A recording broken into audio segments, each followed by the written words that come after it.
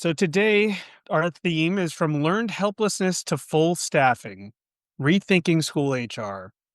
And we're going to talk about how public school districts can break free from outdated mindsets, hold themselves accountable, and implement strategies that work to recruit and retain staff. So today, I have found an HR leader in a school district who successfully tackled these challenges and has a fully staffed school. And so I'd like to introduce David Robertson. David, thank you for being here today. Well, thank you. Thanks for letting me come, Adam. Awesome. You want to give a quick intro of your background and experience? Sure. I was a teacher and a principal of schools in here in California, then worked my way into HR and worked in a few different districts here and as the HR kind of component of it. And just had this was at the start of when some of the challenges happened with the teacher shortage. And then, just really focused on trying to find ways to change the mindset of what we do to recruit and retain our current staff. Are you fully staffed right now?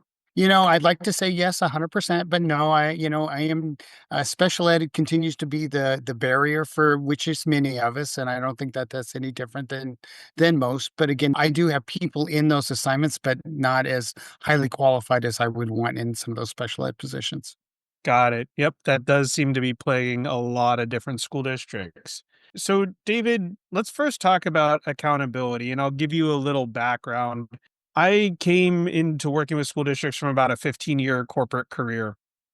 And whenever I worked in a corporation, I had a goal. And if I wasn't hitting the goal, I had to explain why and to pivot. So, we used to call it an issue, an action, and an ETA. Why are you not hitting your goal?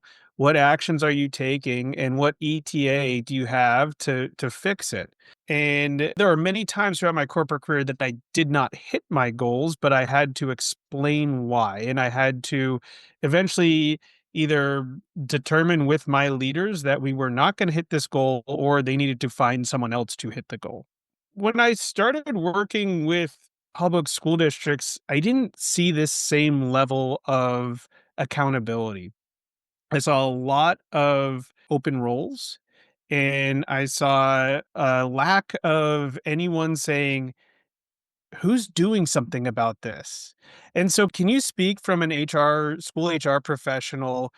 Is there accountability in generally in school districts over recruiting and retaining good employees? Do I think there's some accountability? Yeah, I do, but I think it's the accountability is different because and Adam, I appreciate your background component of it. There was a 3-year period where I worked for a big retail firm, and so I know the accountability that I had as part of working with the retail firm, and that mindset kind of has helped me through my career. Understanding this, like, yeah, I've got a goal, and if I don't meet my goal, I didn't get my bonus, I didn't get continued employment, I didn't get that. So this is the mindset change. So one of the things for me when I worked in a large school district in Sacramento. And when I first came on board, they had 58 vacancies the first day of school. 58. And I'm like, wait, this can't have, guys, our kids deserve, and these were like general ed classrooms. These were not the sped classrooms that we're struggling with. These were not SLPs that sometimes people struggle with. This was like a fifth grade classroom, a fourth grade classroom, a science class, social studies class. This was like, wait, why do we have this? And with the accountability came to me, and I told the superintendent, listen, I will make sure that every position is filled. Every position is filled next year. And he looked at me, "Are you sure?" I said, "Yeah." I mean, but that's the accountability. That's what we do because, guys, we serve kids. And if I don't have a high quality person in front of students every day, then that weighs on me. And I can't just accept it. I can't accept it and say, well, I did the best that I could. Well, and just say, okay, that was good. No, I'm continually trying to find what can I do to make sure that I've got the highest quality person I can find in front of kids every day. Because again, that's the learning component of it. That's the match. Kids aren't going to learn if we don't have a high quality teacher in front of kids every day. Let's go back to you said you had 58 open roles coming into a job. You told the superintendent that next year there would be no open roles. So walk us back. Let's start with why were there 58 open roles? And then walk us through that year. What did you do to try and meet that goal you set with that superintendent? So this goes back to your point. There was no accountability. There wasn't anybody in HR working with the hiring managers to be, which again is typically our principals or department managers. They're hiring managers to really hold them accountable to hold interviews, to make decisions in a timely manner, and just follow through on just really some of the basic kind of component of it. Now, there were a lot of things that were broken. And part of it was is just even there was no way to track any kind of data. There wasn't any data component of it. They were using some really antiquated systems to be able to try to recruit candidates to be able to come into. And then again, you had a group of people within HR that were stuck on practices that are not conducive in today's world about onboarding. And it's like the rigidity that they had caused barriers or pain points for people to be hired. And so when you have those pain points, and seriously, they were serious pain points where somebody wouldn't call a candidate back out till 3 days. I'm like, okay, well, by that time that candidate's gone. Mhm. And so these were just serious pain points that we had to address, and we had to address as an organization, as an HR team. And again, working with, my department and my boss, we worked hard at trying to come up with ways that to fix this. And again, part of it was a pretty aggressive recruitment strategy, things that we've done ever never done in the past. And then really just hounding is the best way to probably do this is just to make sure that accountability was we held people accountable to get things done, and that was what helped kind of stem the tide for year 1. But then we still had work to do because we still had to get better. We had to get more efficient. We had to get better at what we did. Now, I might be able to fill positions that first year, but then again, the question that I always got, and my CBO used to ask me, he said, "Listen, are these the best that you could get?" I'm like, "Well, no, but we got everybody. Okay. So then let's go back. Let's go back to the drawing board. What can we do to get the even better people in front of our kids?" And so that's the kind of strategy, is like that mindset, is that you always kind of keep getting we got to get better every year. And so as we developed, and I was there for a little less than 11 years, but over the time frame, we got better and better every year at what we did to make things better for our kids. And it sounds like the first part of that was just building some accountability mechanisms and getting to or close to fully staffed, right? Correct. Can you speak to any of the specific accountability mechanisms you set into place? Like one thing you mentioned was a 3-day long call. Did you start measuring how long it took from application to first call? Yeah, so part of this is it goes and the easiest, Adam, is when you don't have a system of data where you can track all this information, then it's really hard to hold people accountable to that kind of component of it. So this was again, we were still using things with pieces of paper. And Mm. so you would go from a hiring manager would submit something, put it in a yellow envelope, send it to the school district. We'd get it 2 days later. Then it would sit on somebody's desk, and it would send. And again, and there were just these processes that were just long and laborious. So how about we just change, and let's start with a paperless process that I can get all the paperwork done back within the next day, or within 24 hours, or even shorter if need be, and so that everybody signs off on just actually posting the position. How about we just start with some of the basic things like that? So those are things that we just started with. We started really looking at our systems, and then again, now I have data that I could start to hold people accountable to. Wait, now this piece of paper, for us to post your position, it's been sitting in your mailbox for 5 days. Why? Okay, so then again, and I could see this. I could see on electron. I could see the why the process was delayed. We could see and so that kind of gave us some eyes on really where the the barriers were on hiring the process. So again, that was the first step in what we did, but there were just a variety of things we started to look at within the first few years just to make things better. Got it. Got it. I guess one other question I have is my experience with public school districts is that they're somewhat resistant to change. And especially when you're like, in this instance, a principal has a huge area of responsibility. They've got a whole school, they've got to deal with parents, behavior issues, teachers, staff, etc. And then on top of that, they're responsible for hiring. So, how did you help drive accountability with some of those individuals who have a very wide area of responsibility, hiring only being one component of it, in a system that's already resistant to change? Yeah, and that change part, and again, like change is hard for all of us. And I think the one thing for me is I've been one of those people that have never been resistant to change. And I had a former superintendent tell me this, David, just fail forward. Just Mhm. try something. You're going to fail and then, but fail forward because you're going to learn that, hey, I tried this and it didn't work, so we're gonna try something different. And I love that philosophy, and where I kinda keep that in my mindset of I'm gonna keep trying something different. I'm gonna try something different every year to see what else I can do to help solve the problem.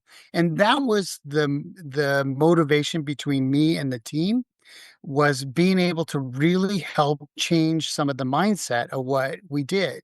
And I said I was lucky in that role because my focus in HR was really on recruitment and retention. So I could really dig deep into the component, what the barriers were. But then it was really trying to change the working with principals, why things had to change, why we had to do things. And that comes from that sense, Adam, a sense of data. So where's the data component of this? And there's lots of layers to this. The data component of it is, luckily here in California, we have we get data from our universities that tell people that the number of people that are in programs. I can get some historical data based on their current enrollment within programs. And so you start to use that data to help kind of frame what you need to do to recruit and then also then change the mindset of people that say, if you just do this, you can hire somebody. And again, that still happens, Adam. That still is very natural. People always think that, hey, if you just do this, we're going to get people. And one of my favorite stories was is that a former board member would mentioned one day about advertising in the local newspaper. And that's a great thing. But again, where's the analytical part of this? So then that led Adam into me is like, okay, so I need a system that gives me that analytical data. So what I was trying to do is pull all this kind of data from different systems and everything, trying to put it in together. And I was spending days and days and days trying to build this story, this analytical data story, why we needed to change. And I kept saying, but wait, why do I have to do this? Can I find myself an applicant tracking system that actually can help me with the kind of this data component of it? And so that was probably the bigger change for us is really just like looking at a different system that has data. Mhm. And again, I think sometimes we're reliant on old systems that worked 25, 30 years ago, but don't work in today's environment and might work in educational system somewhat, but not in today's market and today's workforce. And again, so there's all of these layers that go on that helped me change. And part of it was is just I needed to be in front of principals. I needed to be in front of the hiring managers and have these kind of very candid conversations. These are some things that we needed to do.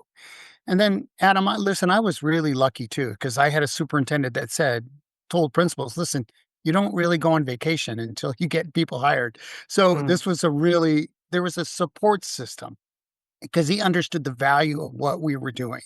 And I think having that kind of support did help as part of to make the changes that we did. Got it.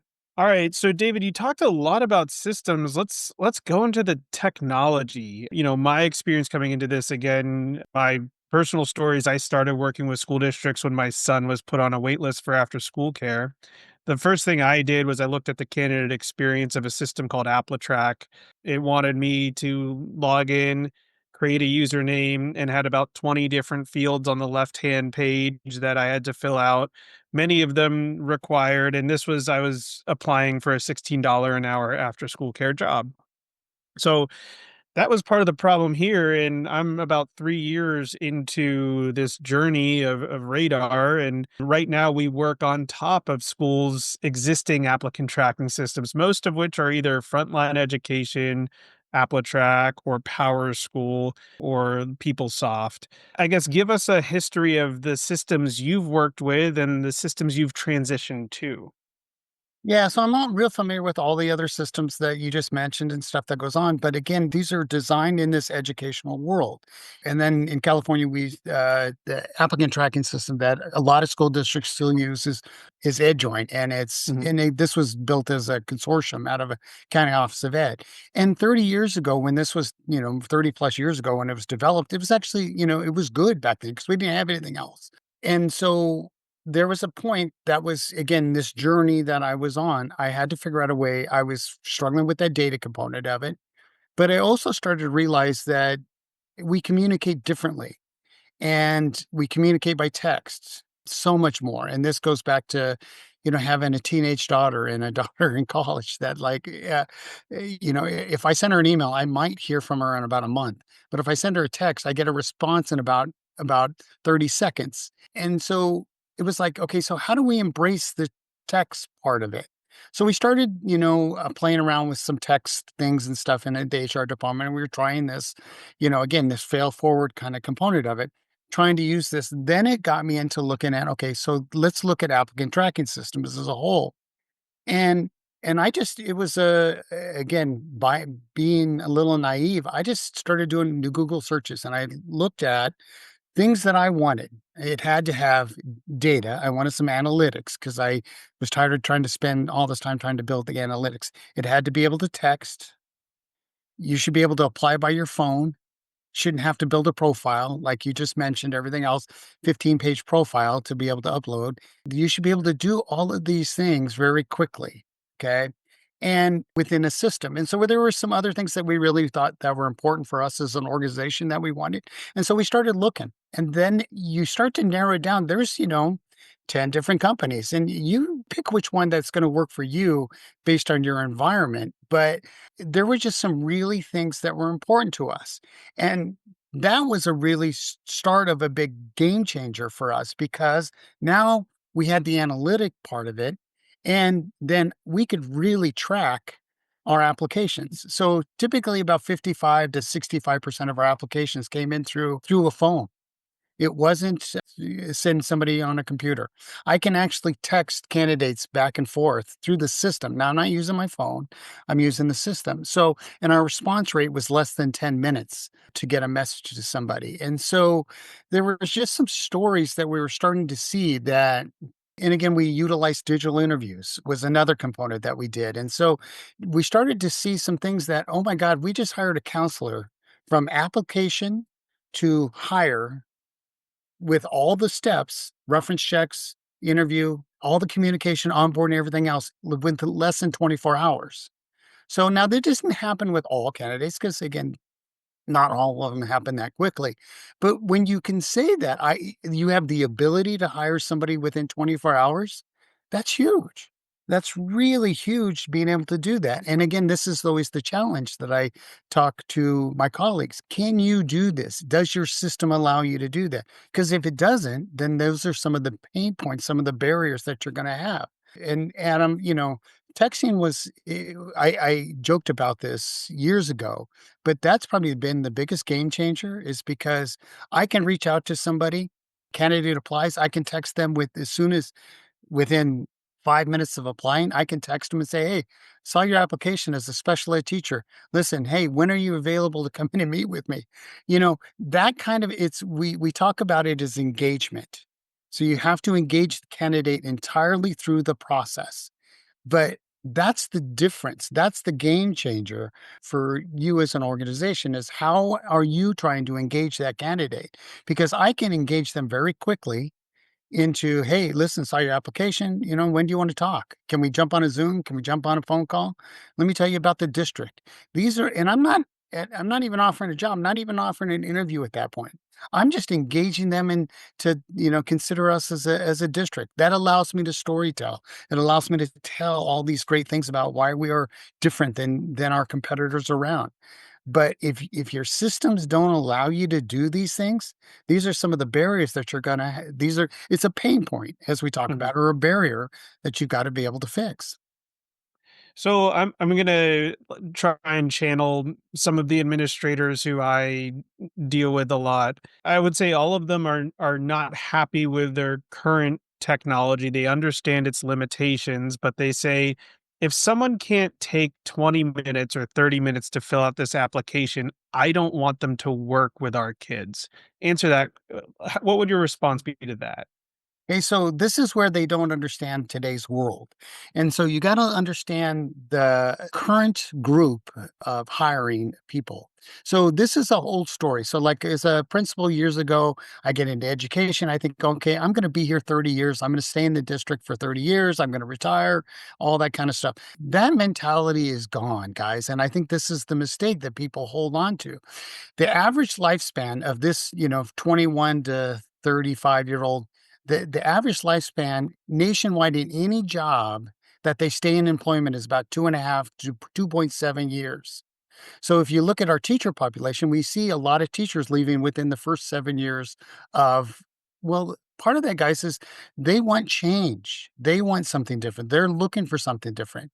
And so I call it like the Netflix generation a little bit is that is and it's done with humor and done with but it's they you jump on a Netflix and you watch a couple episodes, you kind of like, I think I'm gonna skip to the next one. Then you watch the next one, and pretty soon you've got like 40 things that are open that you've watched partials of. Well, that's the same process. So again, if you don't make your application process easy, really easy, so people can do this, then you're going to miss out on a candidate. And again, that's a choice. But again, you were going to miss out on a potentially good candidate because again, they think differently than I did 30 years, 40 years ago, then it's the generation is different. I always ask them, and I use my relationship who my daughter's 25 years old. I understand how she thinks. And so that helps me frame the changes that I have to make. Awesome. Thank you so much for responding to that. Is there a learned helplessness in school district hiring? I think I don't know if it's a learned helplessness. I just think that sometimes people in schools, especially in HR related kind of component of it, they're just not sure what to do. And I think there's this again goes back to the fear factor. The fear factor is change. If I do something, if I change all this, I take the risk and we do digital interviews or we do a new applicant tracking system. What if it fails? Then that's going to come back on me. And again, and guys, and I think that's the fear that some of us have is that fear of to fail forward in a component of it. But then they don't do anything. So then they get stuck in this kind of like, well, we'll just keep doing the same thing we've been doing and hope for a better result. Well, that doesn't work. So you have to kind of do something to create that kind of change to be able to meet the needs in today's market. And it sounds like the first thing you did was create a system of record so that you had the data. Is that fair? Yeah, guys, and this is where it comes back to because I was held accountable by my CBO and by my assistant superintendent at that time, and held accountable. Where's the data, David? That says that you're getting these people from this event, or this is working from this and this and this. And so I had to be able to show where the data was to be able to make the change. And so each step I was able to provide the data or at least be able to here's where I think the data is going to go based on this, some predictability based on all this information.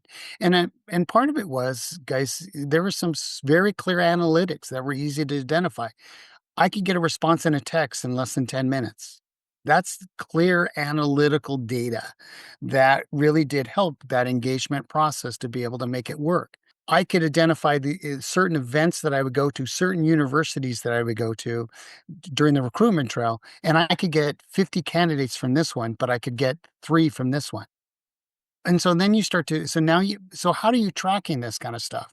And some of this stuff, guys, is really simple things that you do.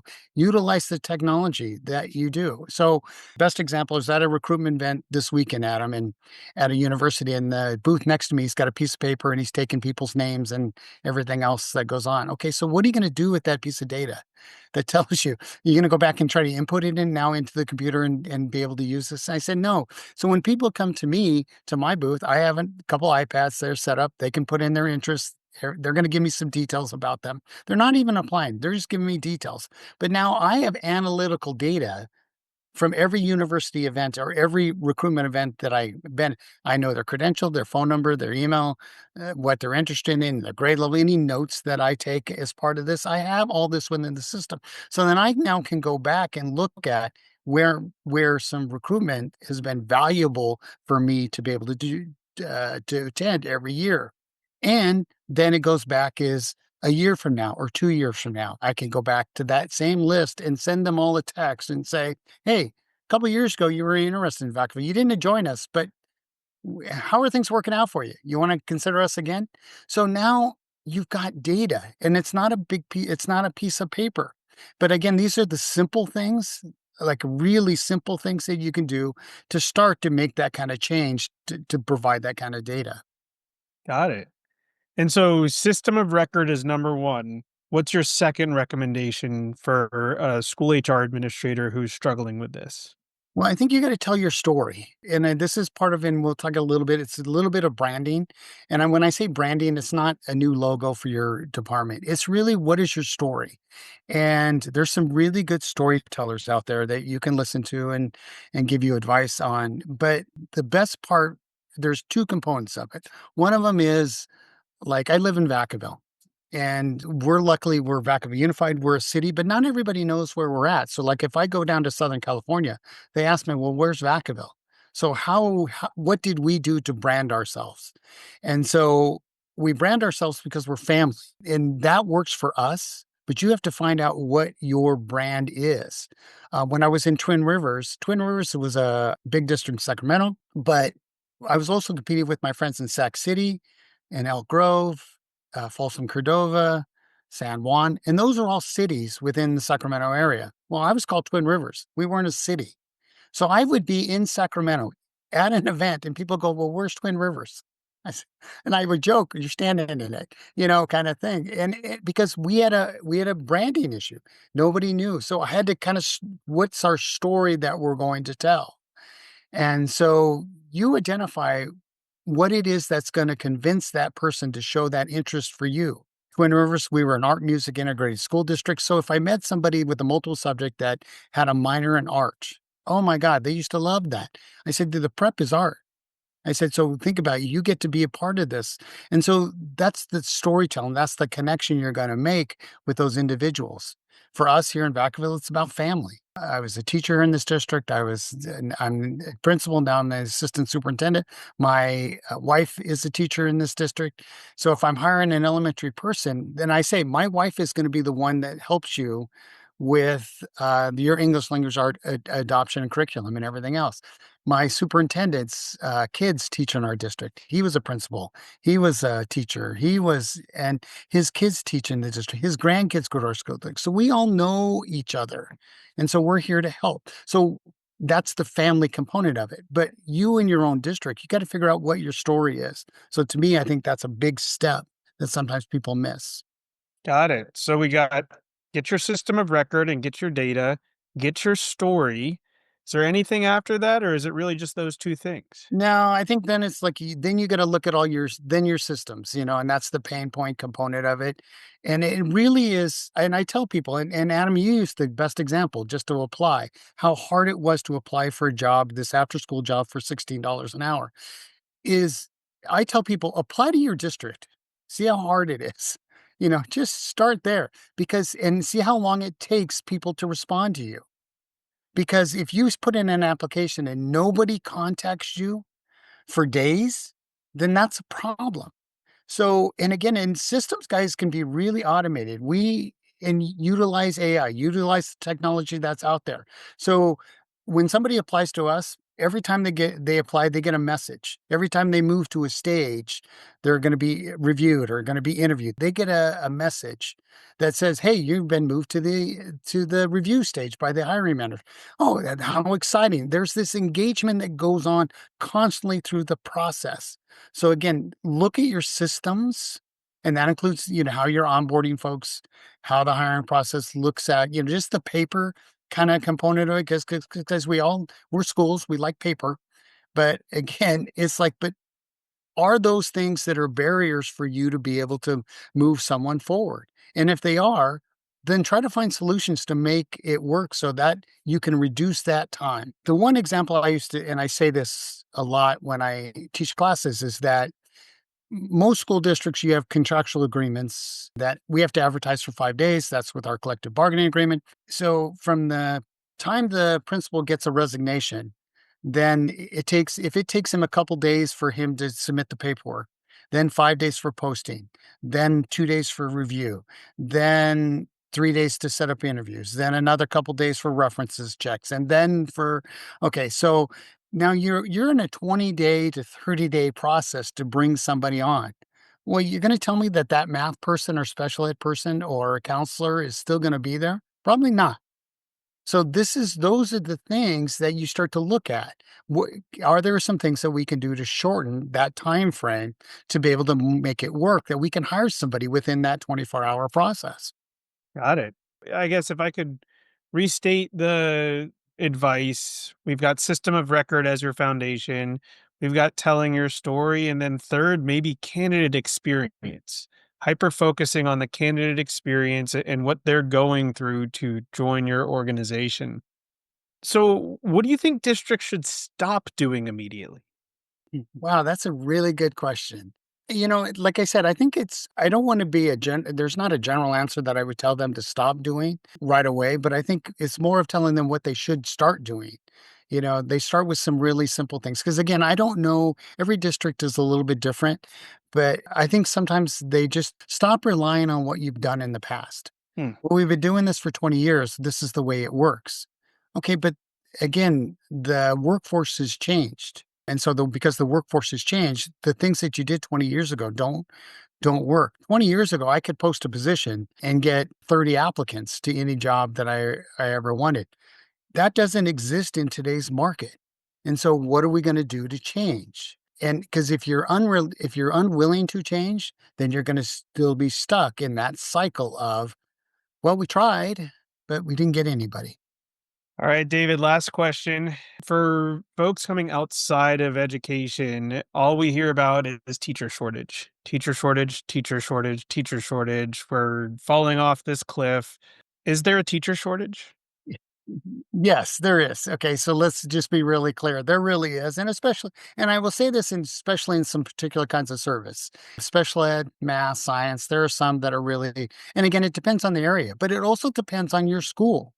So, I had a friend, colleague, HR person that was in Huntington Beach, and he used to joke about it with me all the time. He says, "David, I don't have a teacher shortage problem because you have Huntington Beach in your name of a school district." Okay, so that teacher shortage is different depending on the area, depending on how close you are to a university. Depends if you're a rural, urban area, those kind of things. So there's a lot of factors that go in with this. What the true teacher shortage is. But absolutely, there's a teacher shortage in our environment. But again, I do think that we miss out on some candidates, and we miss out on some candidates because we create these unnecessary barriers just to apply. And they're like, why would I go through all of this and all this application, everything else that goes on to just get them to apply? It's hard enough with many of our states just to get a teaching credential with some of the issues that go on with our teaching credentials within the state configurations, everything else. Let's not make it harder for them to apply and get a job in your school district. Our job is to make it as easy as possible. Because again, if we make it easy for them, then there's more likelihood that they're going to engage with us quicker. They're going to join our ranks and we're going to fill the positions that we need. Awesome. David, do you have anything else to add or anything you wanted to kind of close off on? No, listen, I do think the one thing that guys, there's the four things that you took, the three things you talked about, but the other one is retention, and again, retention is a big part of what we do, and I'm not sure everybody understands the true measure of retention, but I think you have to. Again, I'm going to say, start with the data. If you don't know your data, if you don't know your retention rate, guys, by school, by classification, then start with the data because that's going to be really helpful for you to make decisions. Because I think a lot of times people make, well, if we just increase salaries, if we just do this, we just do this, we're going to have a better retention rate. I'm not sure that's the number one factor.